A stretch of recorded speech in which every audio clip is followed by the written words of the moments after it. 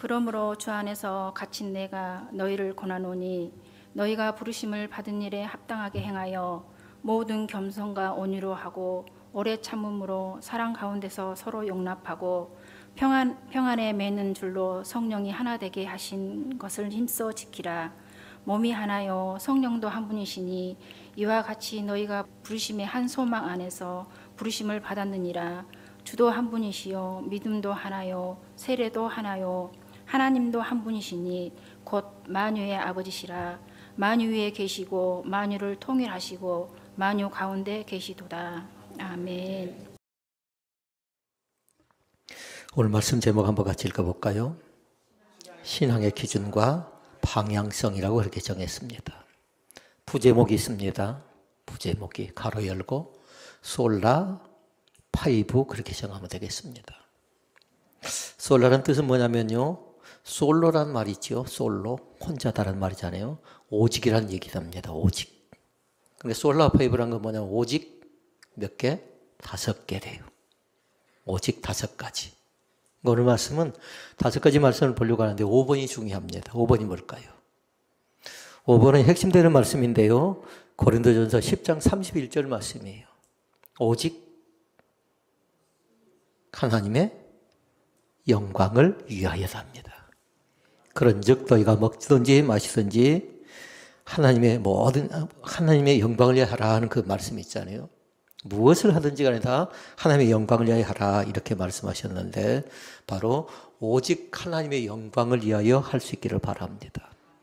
그러니까 예배는 뭘까요? 예배도 하나님의 영광을 위해서 하는 것이고 찬양도 마찬가지고 선교도 마찬가지고 구제도 봉사도 그리고 성도의 교제도 하나님의 영광을 위하여 한답니다. 만약에 하나님의 영광과 관계가 없지요? 그럼 그거 해서는 안 돼요. 나에겐 좋을지 몰라요. 그런데 그것 자체가 하나님과 상관이 없으면 그것이 믿음이라고 얘기할 수가 없답니다. 반드시 하나님의 영광을 위하여. 솔라 몇 가지? 파이브 5가지. 신앙의 기준과 방향성에 관계된 말씀이라고요. 5가지를 먼저 말씀드려볼까요? 오직 뭘까요? 오직 예수. 오직 예수. 그리고 두 번째는 뭐냐면 오직 성경이었으면 좋겠습니다. 세 번째는 오직 의인은 믿음으로 말미암아 살리라고 했잖아요. 오직 믿음이었으면 좋겠습니다. 넷째는 오직 지금 무슨 시대죠? 성령의 시대답니다. 성령의. 그러니까 오직 성령. 5번째는 오직 하나님의 영광을 위하여 할 수 있기를 바랍니다. 해볼까요? 첫째, 라이브 예배를 들으신 분들도 거기다 한번 잘 적어볼 수 있기를 바랍니다. 오직 예수 1번, 2번 오직 성경, 3번 오직 믿음, 4번 오직 성령, 오직 하나님의 영광을 위하여. 아이들 같은 눈 감고 한번 시켜볼까요? 그런데 우리 아이들이 아니니까 꼭 암송할 건 없어요. 그럼 우리가 평상시 알았던 그런 말씀인데 이게 잘 정리가 되어졌으면 좋겠습니다. 왜 예수가 중요하고, 왜 성경이 중요하고, 왜 믿음이 중요하고, 왜 성령이 중요하고, 왜 하나님의 영광을 위하여 살라고 말씀하는가? 그것이 곧바로 뭐냐면 그것이 바로 믿음이기 때문에 그렇습니다. 예배의 종류는 2가지가 있답니다. 좁은 의미의 예배가 있고요. 넓은 의미의 예배가 있답니다. 좁은 예배는 뭐냐면요. 지금 우리가 같이 예배드리는 공적인 예배 자체가 좁은 의미의 예배라고 얘기합니다. 그러면 주보에 뭐라고 되어 있어요? 주일? 낮 예배? 또 어떤 교회는 주일? 대예배 그러더라고요. 대예배, 소예배 그 자체는 맞지 않는 것 같아요. 낮에 드리니까 낮 예배는 괜찮은데 대예배, 소예배 말고 주일 예배라고요. 주일 예배. 그러니까 함께 같이 예배 드리는 것 자체가 공적인 예배 자체가 좁은 의미의 예배인데 모든 사람들이 다 이 예배를 알고 있습니다. 부탁하건대요. 이 예배를 잘 드릴 수 있기를 바랍니다. 가능하면요. 어떤 한 있더라도요. 52주 동안 주일 성수 잘 하셔서요. 특별하게 출타할 때도 있잖아요. 어떤 하이더라도 다른 교회가 어디가 있나 잘 보고요. 만약에 서울을 갔다 하면 서울에서 내가 어디서 예배할 것인가 잘 보고요. 경기도를 갔다 하면 어디 가서 예배할 것인가 잘 생각해서요. 52주 동안 승리하는 귀한 예배가 우리 가운데 있어지길 원합니다. 이것이 공적인 예배, 이것이 바로 좁은 의미의 예배인데, 두 번째 예배가 있답니다. 넓은 의미의 예배가 있는데요. 이것 자체는 뭐냐면 삶으로 드려지는 예배랍니다. 그러니까 공적인 예배는 오늘 한 번 예배 드리고, 어떤 사람은 일주일에 한 번 나와서 예배 드리잖아요. 그래서 좁은 의미의 예배라고 얘기했던 겁니다. 넓은 의미의 예배는 다른 건 아니라 좁은 의미의 교회에서 받은 바 은혜 있죠. 그 은혜를 간직하고서 삶의 현장 가운데서 드려지는 예배라고요. 그러니까 쉬운 예배가 아니에요. 굉장히 어려운 예배답니다. 왜냐하면 삶의 현장은 치열한 영적 전쟁터거든요. 그러기 이 시간에 우리의 예배 자체가 하나님께 영광을 돌려드리는 삶으로 예배드리는 귀한 은혜가 우리 가운데 있어지기를 원합니다. 그런 질문, 아이들처럼 질문할게요. 좁은 의미의 예배가 중요할까요? 그렇지 않으면 넓은 의미의 예배가 중요할까요? 아, 그런가요?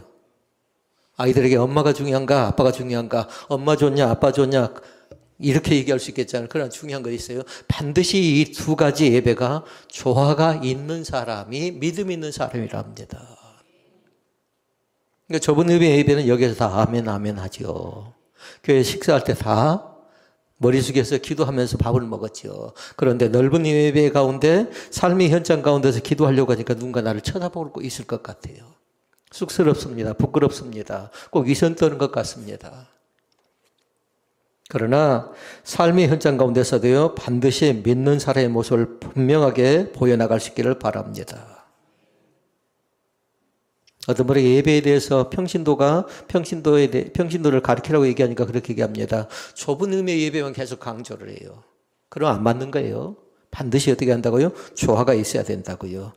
좁은 의미의 예배만 얘기하면 여기서 모여지는 예배만 강조하면 뭐냐면요, 문제 있는 신앙으로 키워낼 가능성이 있고 삶과 신앙의 부조화를 일으킬 가능성이 많답니다.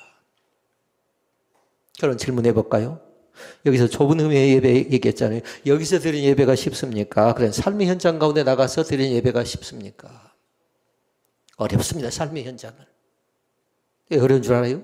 여기서는 뭐냐면요, 수동적으로 말씀을 받을 때 어떻게 하면 돼요, 여러분은? 아멘, 아멘만 하면 돼요. 그런데 거기서 뭐냐면 내가 이것을 분별해야 되고, 내가 이것을 판단해야 되고, 이 말을 해야 되는가, 이 찬양을 해야 되는가, 이때 내가 나갈 것인가 말 것인가, 이 사람을 만날 건가 말까 판단하고 분별해야 되거든요. 그러니까 거기에는 뭐가 있어야 되냐면 성령의 능력을 구해야 돼요.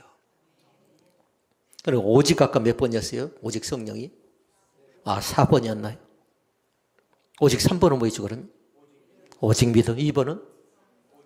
오직 성경. 1번은? 나중에 끝날 때 또 한번 물어보십시다. 그러나 5번째 말씀은 잃어버리면 안 돼요. 오직 하나님의 영광을 위해 살아가는 귀한 은혜가 우리 가운데 있어지기를 원합니다. 예배 가운데 성공했다. 그러면 다른 것 아니라 두 가지 예배를 동시에 드릴 줄 알아야 된답니다. 예배 기중성을 알아야 된답니다. 성경은 얘기합니다. 너희 몸을 하나님이 기뻐하시는 거룩한 산 제사, 살아있는 예배를 드리래요. 오늘도 마찬가지 우리의 예배가 살아있는 예배가 될 줄로 믿습니다. 그럼 살아있는 예배는 뭘까요? 살아있는 예배는 한마디로 얘기하면 그런답니다. 하나님이 받으시는 예배랍니다. 하나님이 받는 예배가 있고요, 하나님이 받지 않는 예배가 있답니다. 하나님이 받으신 예배는 무슨 예배라고요? 살아있는 예배. 다시 말씀드리면 생명이 있는 예배 가운데 나갈 수 있기를 주님의 이름으로 부탁을 드립니다. 아까 부제목을 뭐라고 했지요? 솔라파이프. 이때 당시에 부패합니다. 타락합니다. 성직자들이 교회가 부패하고 타락하니까 종교 교육자들이 일어나게 됩니다. 그러면서 들고 일어났던 게 뭐냐면요, 이제 그렇게 돼서는 안 된다라는 겁니다. 교회가 그렇게 돼서는 안 된다라는 겁니다. 성직자들이 그렇게 돼서는 안 된다라는 겁니다. 그러면서 진리에 대해서 철저하게, 하나님의 말씀에 대해서 철저하게 가깝게 나가기 위해서 그들이 부르짖었던 게 뭐냐면요, 이제 바꿔나가지요. 리폼드 처치 하지요. 옷을 수선할 때 뭐라 하던가 리폼한다고 하잖아요. 마찬가지로 2025년도에 내가 바꿔지고 내가 거듭나고 내가 변화되고 내가 새로워질 것이 무엇인가를 잘 생각해 보면서 오늘 말씀을 경청하실 수 있기를 바랍니다. 그때는 교회였어요. 그때는 성직자였다고요. 근데 지금 이 시대는 나는 과연 무엇의 변화가 나타나야 되고 무엇의 갱신이 나타나야 되고 무엇의 변화가 나타나야 되는가 잘 살펴보면서요, 그 변화와 갱신과 혁신의 역사가 꼭 우리 가운데 넘쳐날 수 있기를 바랍니다. 그래서 조금 더 주님께 가깝게 나갈 수 있기를 바랍니다. 주님이 원하신 것이거든요. 주님과의 거리가 좀 멀어졌던 사람들은 조금 더 가깝게 나오고요. 그리고 주님을 살아가는 마음이 좀 부족했던 사람은 주님을 간절히 살아가는 뜨거운 믿음도 우리 가운데 있어지기를 원합니다. 첫째 말씀, 오직 예수. 오직 예수라고요. 말씀 가운데 나옵니다. 주도 한 분이래요. 믿습니까? 우리의 주님은, 우리의 주는 다른 주가 없음을 분명하게 얘기합니다. 그러니까 우리는 선포해야 돼요. 오직 예수, 예수님 외에 구원이 없다는 사실을 분명하게 믿을 수 있기를 바랍니다. 요한복음 14장 6절 말씀이 증명합니다. 내가 곧 길이요 진리요 생명이니 나로 말미암지 않고는 아버지께로 올 자가 없다, 이렇게 얘기합니다. 그러니까 동그라미 3개 해야 되겠잖아요. 길에다가, 진리에다가, 그리고 생명에다가.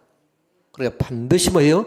예수님은 길이 되고 진리가 되고 생명이 되신 하나님이신 것을 믿습니다. 또 얘기합니다. 사도행전 4장 12절 말씀. 다른 이로서는 구원을 얻을 수 없나니 천하 인간의 구원을 얻을 만한 다른 일을 우리에게 주신 일이 없음이라, 이렇게 얘기합니다. 그리고 요한복음 14장 6절 말씀과 사도행전 4장 12절에 기록된 말씀은 뭐 해야 될까요? 암송하셨으면 좋겠습니다. 혼자 암송하려면 좀 그렇지 않을까? 그럼 제가 시작하면 끝에까지 좀 잘 갔으면 좋겠습니다. 그 말씀 자체가. 이미 말씀을 암송한 사람도 있는데요, 그 말씀의 깊은 뜻을 발견하는 귀한 날의 우리 가운데 있어지기를 원합니다. 우리 주변의 사람들 가운데 보니까요, 종교다운주의자들이 있습니다. 합당치 않습니다. 왜요? 오직 예수기 때문에 그렇습니다. 종교다운주의는 다른 것 아닙니다. 구원의 길이 다양하답니다. 그리고 기독교만이 가지고 있는 구원의 진리를 그들은 인정하지 않고 부정합니다. 다양한 길 가운데 하나래요. 그러니까 그들은 뭐냐면요, 사탄 자체가 종교다운지를 이용합니다. 그러면서 얘기합니다. 모든 종교는 구원을 찾고 있대요. 구원을 찾고 있고, 그리고 구원을 위해 노력하고 있다는 점에서 같다라는 논리로 그럴듯하기 시작합니다만, 그런 식으로 모든 종교를 동일시할 수는 없답니다.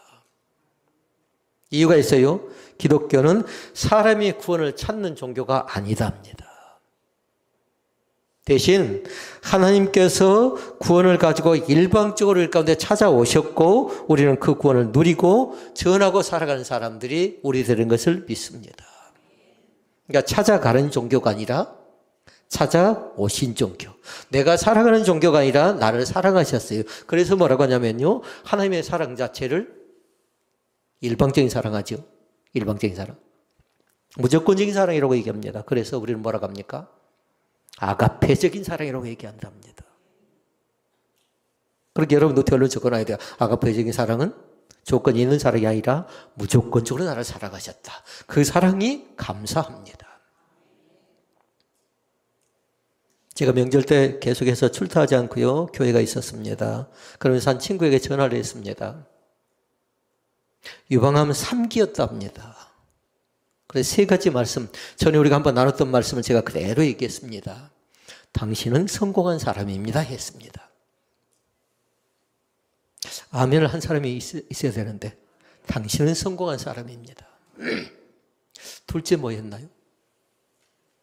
잘 기억이 안 난가요? 당신은 부를 가진 사람입니다. 당신은 결국은 해내는 사람입니다. 이 얘기를 누가 했냐면 제 친구가 저한테 했는데요. 이 유방암에 걸려있는 그 친구에게 제가 권사님이라고 해서 제가 설명을 다 했습니다.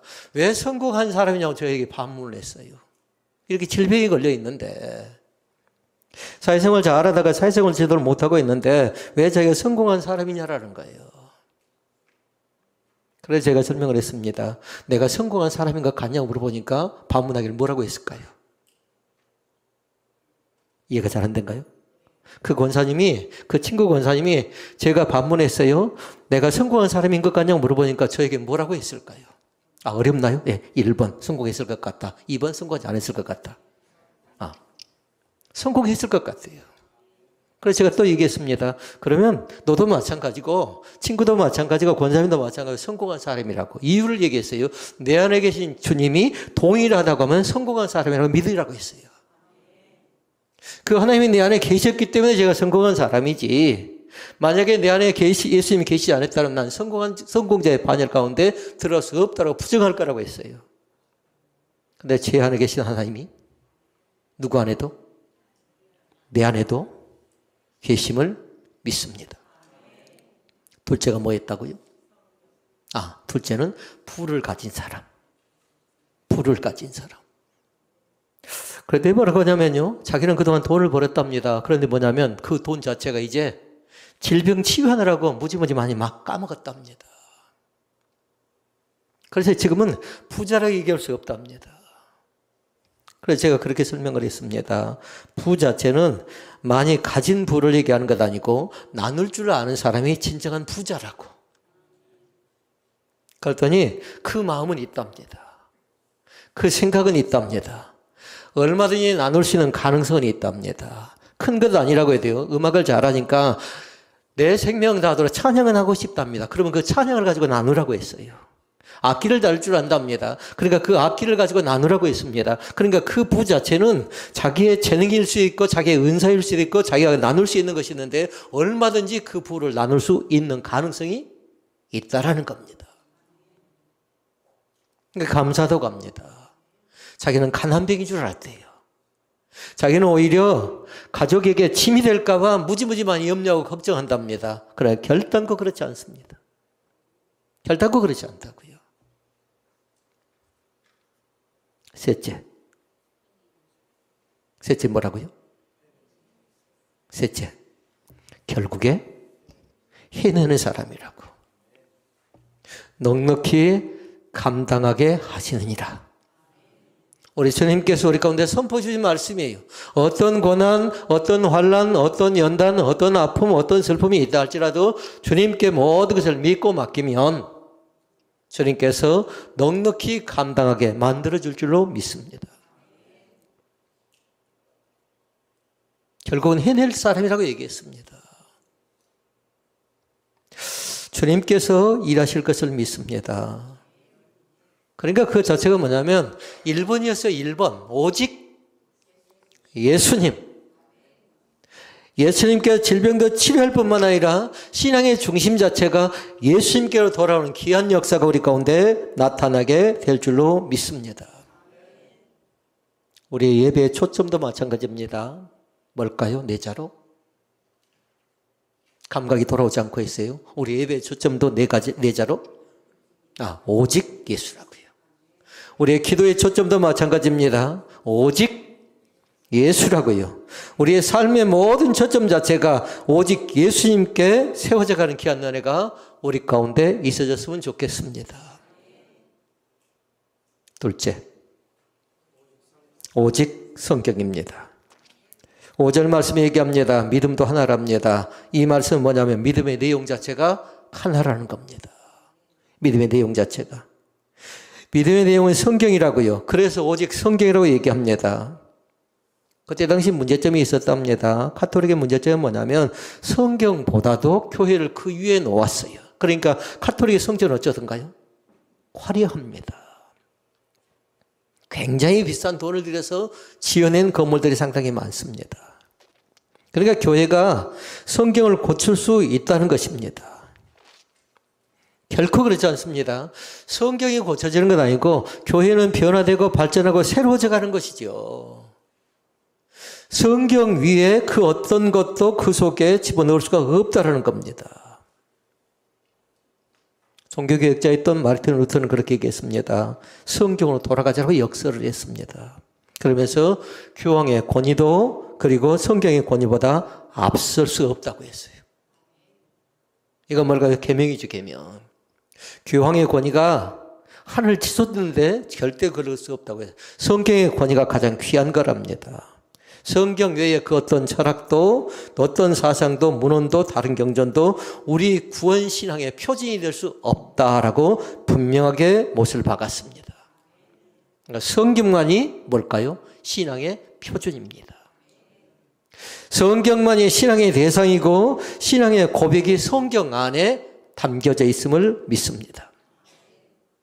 그렇게 시간 선포해야 돼요. 성경은 단순한 책이 아니에요. 우리의 삶을 변화시키는 능력이 있는 책이라고요.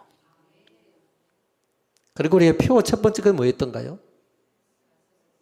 말씀으로 새롭게 가로 열고 변화라고 변화. 그 다음에 뭐였죠? 기도로 뜨거워지는 교회, 성령으로 충만한 교회. 할 수 있는 대로 성경 말씀을 좀 가깝게 있는 사람들은요, 삶의 변화가 더 분명하게 나타날 수 있기를 바랍니다. 삶의 변화는 뭘로 나타나냐면요, 세 가지예요, 세 가지. 하나님의 말씀을 잘 들을 것. 두 번째, 들었던 말씀에 순종할 것. 그리고 순종한 사람은 뭐냐면 삶이 뒷받침되는 겁니다. 하나님의 음성 듣기, 그리고 하나님의 말씀 앞에 순종하기. 세 번째는 거룩한 삶으로 살아가는 것입니다. 그러면 질문. 거룩한 삶으로 살아간다는 건 뭘까요? 아까 우리 서두에서 좁은 의미의 예배가 있었고 넓은 의미의 예배가 있었습니다. 그러니까 그 자체는 2번인 삶으로 드려지는 향기로운 예배라고 얘기할 수 있겠습니다. 여러분이 일주일 동안 치열하게 싸우다 오신 어떤 사람은 폐잔병일 수도 있고요. 어떤 사람은 용사일 수도 있어요. 그러면 뭐냐면 살아서 돌아온 거 감사하게 생각할 수 있기를 바랍니다. 어떤 사람은 세상 가운데 져버립니다. 낙담합니다. 포기합니다. 환경을 바라봅니다. 그러나 사랑하는 성도 여러분, 하나님보다 앞서지 않기를 원합니다. 사람은 사람일 뿐입니다.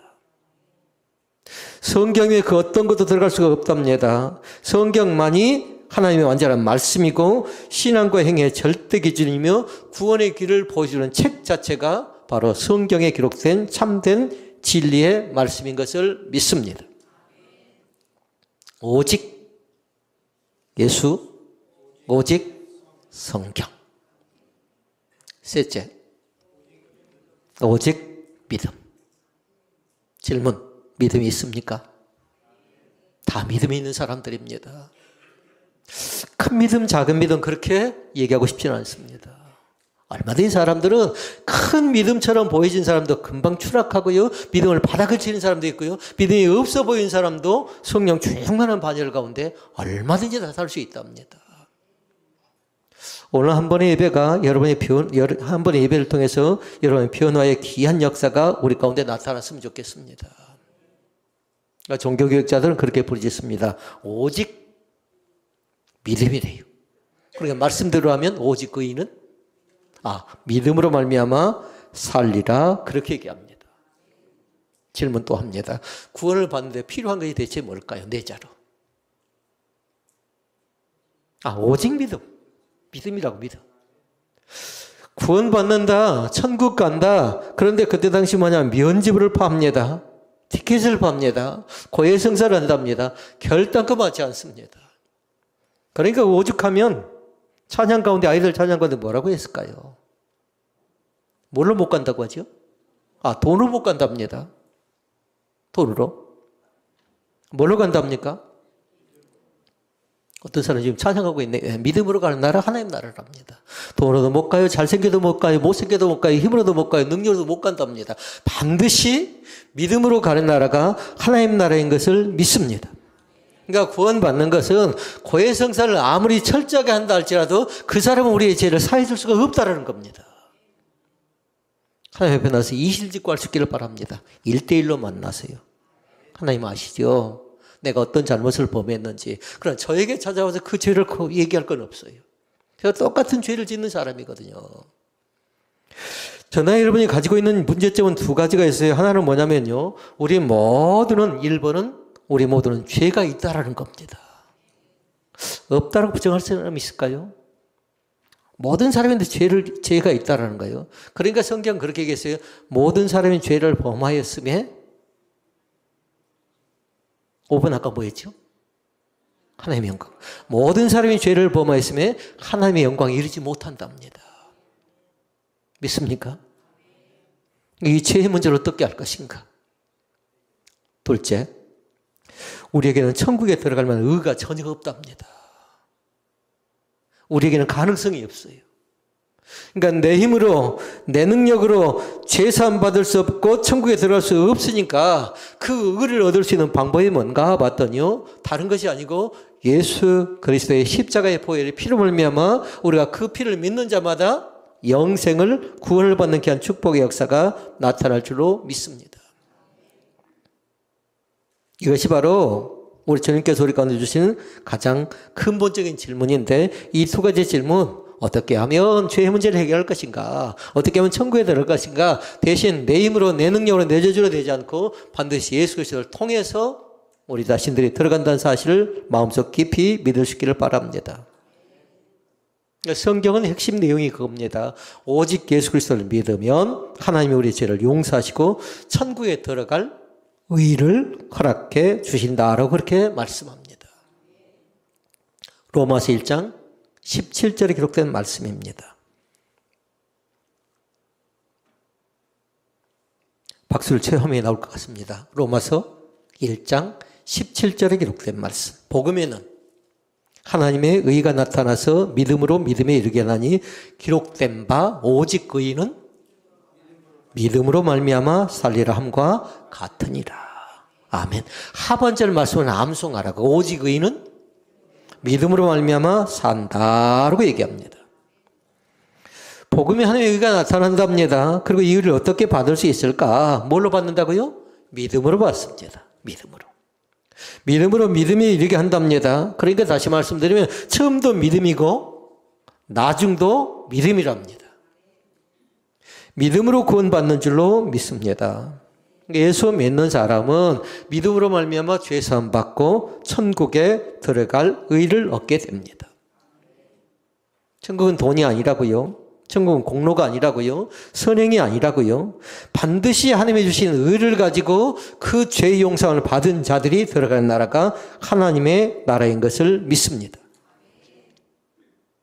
믿음 위에 다른 것을 갖다 붙이죠. 다 그것은 뭐냐면요. 다 원주의가 될 가능성이 있고 하나님이 기뻐하지 않으니까 이단이 될 가능성이 있답니다. 그러니까 하나님의 몸된 교회는 사도행전 4장 12절과 요한복음 아까 암송했으면 좋겠다고 했는데 14장 6절에 기록된 말씀을 더 깊이 새기고 그 말씀을 깊이 받아들이는 교회입니다. 14장 6절 아까 동그라미 3개 놨던 거 있죠. 길이고 진리고 생명입니다. 사도행전 4장 12절 다른 이로서는 구원을 얻을 수 없답니다. 그러니까 두 번째 말씀이 아까 뭐였어요? 오직 성경이었죠. 첫 번째가 뭐였죠? 오직 예수 그리스도를 통해서 구원받는 귀한 역사가 나타날 줄로 믿습니다. 5번 다섯 번째 네 번째 먼저 해야 되지 않나요? 오직 성령. 오직 성령. 4절에 얘기합니다. 몸이 하나요. 성령도 한 분이시니 몸이 하나요. 성령도 한 분이시니 이와 같이 너희가 부르심한 소망 안에서 부르심을 받았느니라 얘기합니다. 성령 하나님이 우리 가운데 임재하심을 믿습니다. 무슨 사역을 할 때요, 꼭 성령 하나님을 의존할 수 있기를 바랍니다. 왜냐하면 성령은 하나님의 능력을 우리 가운데 충분하게 공급해 주시는 그 하나님이십니다. 성령 하나님께 날마다 초대하라고요. 성령님 어떻게 하면 좋겠습니까? 일어나면 성령님 안녕하십니까? 내가 또 시작합니다. 내 발을, 내 마음을, 내 생각을 붙잡아 주옵소서. 우리는 1월 첫째 주에 그렇게 얘기했습니다. 복 있는 사람에 관계된 말씀을 나누면서요. 세 가지를 조심하라고 했어요. 시편 1편에. 악인의 꾀, 죄인의 길, 오만한 자의 자리. 이 세 가지를 잘 살피면서 노심초사하면서 하나하나 일들을 진행할 때요, 이 세 가지를 잘 기억하고 살아갈 수 있기를 바랍니다. 요한복음 16장 13절에 얘기합니다. 그러하나 진리의 성령이 오시면 그가 너희를 모든 진리 가운데로 인도하시리니. 아멘. 이것이 올바른 길인가 고민할 때가 있다고요. 어느 길로 가야 될지 곤란할 때가 있다고요. 그때 두 가지를 꼭 기억하라고요. 하나는 분별력과 하나는 판단력을 꼭 기억할 수 있기를 바랍니다. 근데 그 분별력과 판단력을 누가 준다고요? 성령 하나님께서 나에게 주신 줄로 믿습니다. 그 분별력과 판단력을 통해서요, 우리를 진리 가운데 인도하십니다. 근데 그 진리는 누구였어요, 아까? 예수 그리스도라고요. 뭐 14장 6절에 내가 곧 길이요 진리요 생명이라고 했죠. 이 판단력과 분별력을 통해서 진리 가운데 인도할 때, 예수님 길에 인도할 때에 예수님과 상관이 있으면, 성령 하나님께 여쭙거나 상관이 있으면 그 일을 하는데 예수님과 상관이 없지요? 그러면 그 일을 해서는 안 된답니다.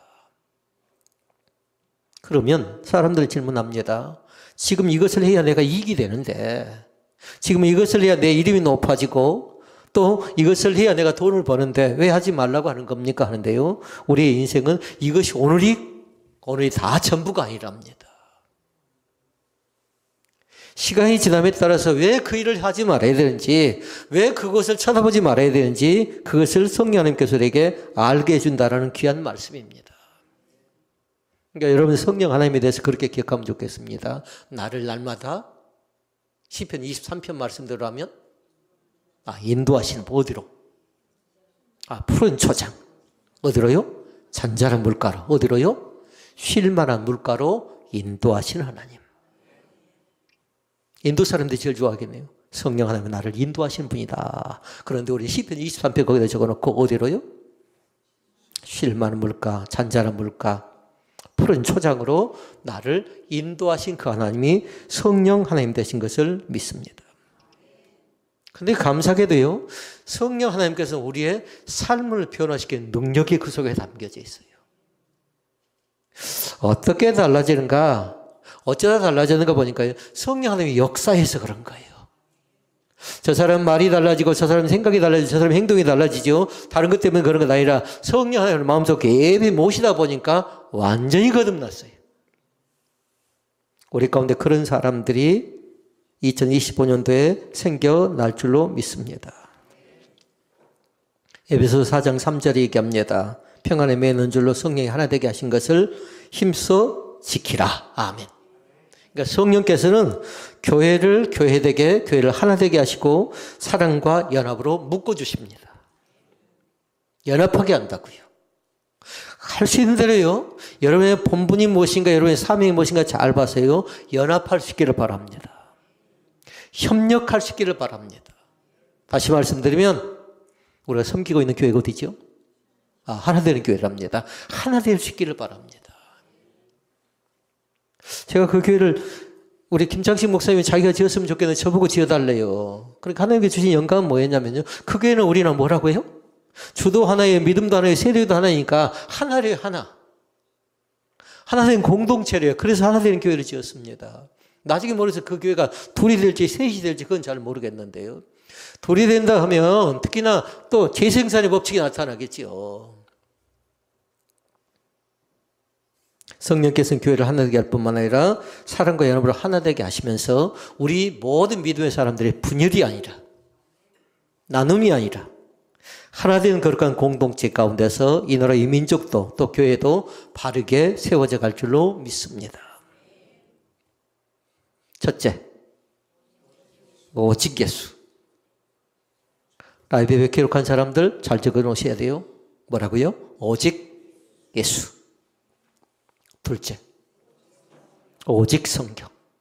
셋째, 오직 믿음. 넷째, 성령.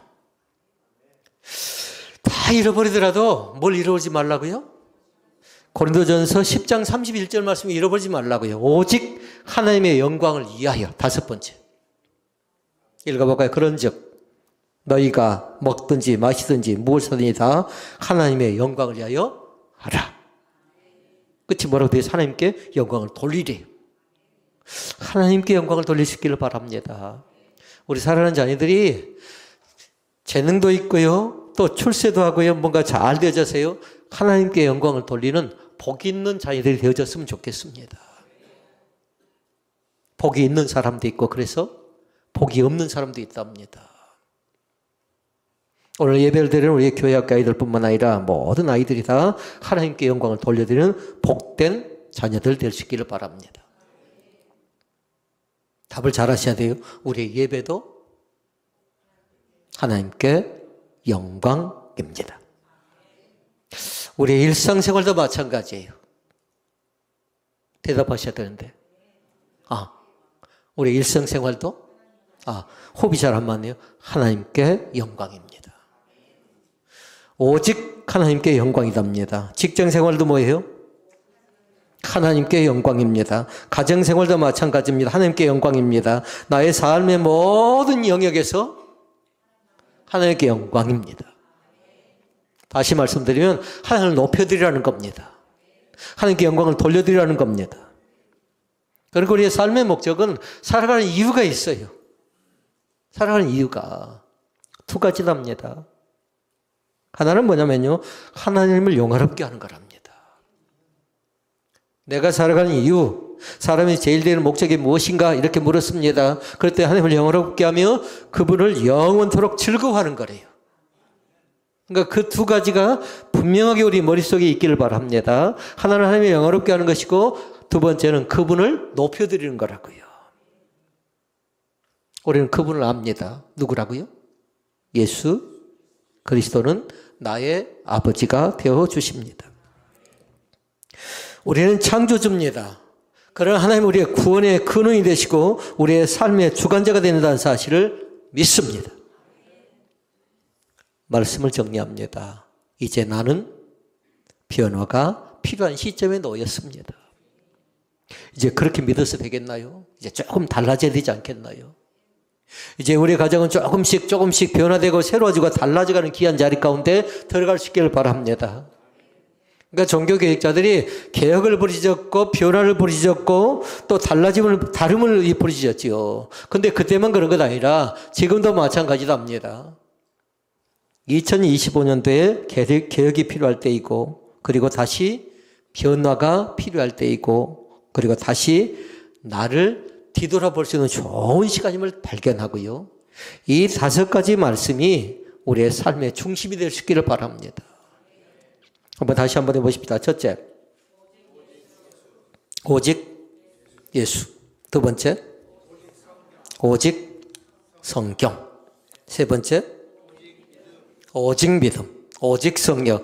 오직 하나님께 영광을 돌려드리는 복 있는 사람들이 다 되어질 줄로 믿습니다.